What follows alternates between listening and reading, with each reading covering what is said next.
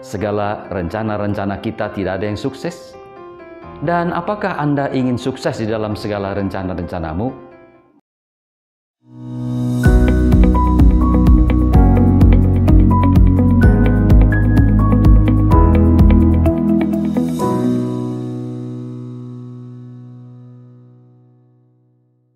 Shalom, salam sejahtera buat kita semua. Apakah rencana-rencana Anda tidak ada yang berhasil? Suatu kali ada seorang pemuda 30 tahun, dia menelpon seorang pendeta dan berkata, "Pak Pendeta, saya ingin mengganti nama." Pak Pendeta merasa heran dan berkata, "Loh, mengapa Anda ingin mengganti nama?" Si pemuda bercerita, "Selama ini saya berusaha, tidak ada yang bertahan lama.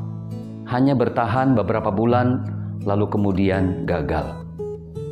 Lalu Pak Pendeta berkata, "Apa hubungannya namamu dengan usahamu?"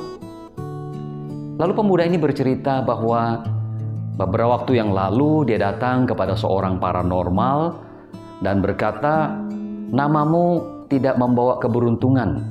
Itulah sebabnya harus diganti."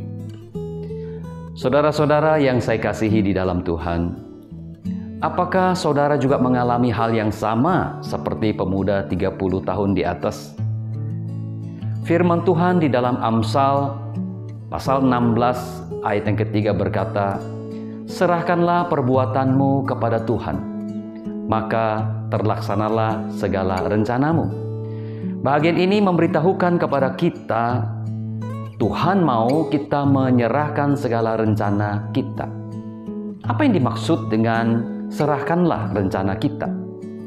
Yang pertama, serahkanlah bisa berarti kita mempercayakan seluruh rencana-rencana kita kepada Tuhan.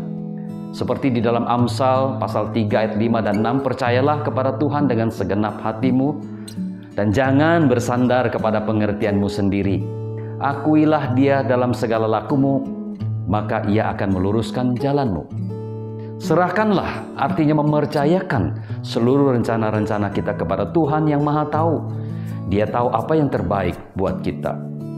Yang kedua, serahkan juga berarti ketika kita mengerjakan apapun itu, kita diminta tertuju kepada Tuhan, tertuju untuk menyenangkan hati Tuhan. Di dalam Kolose pasal 3 ayat 23 berkata bahwa apapun yang kita perbuat, perbuatlah itu seperti untuk Tuhan, bukan untuk manusia. Saudara, ini memberitahukan kepada kita, ketika kita berencana, upayakan bahwa rencana kita itu adalah untuk kemuliaan bagi nama Tuhan, untuk menyenangkan hati Tuhan, bukan untuk menyenangkan diri kita atau menyenangkan orang lain. Yang ketiga, serahkan itu juga memberitahukan kepada kita menyerahkan seluruh kehidupan kita kepada Dia. Kita membangun relasi dengan Tuhan, membangun kedekatan dengan Tuhan, menyerahkan hidup kita supaya kita mempunyai hubungan yang intim dengan Tuhan.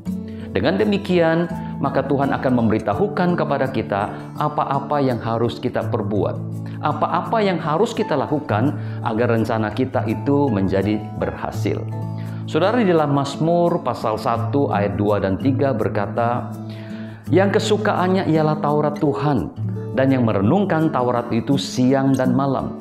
Ia seperti pohon yang ditanam di tepi aliran air, yang tidak layu daunnya dan menghasilkan buah pada waktunya, dan apa saja yang dikerjakannya berhasil."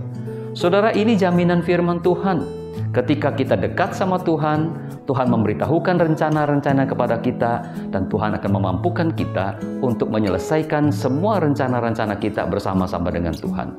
Kesuksesan akan menjadi milik kita. Semoga Tuhan menolong kita, memampukan kita untuk dapat mengerjakan dengan baik, dan kita sukses di dalam rencana-rencana kita.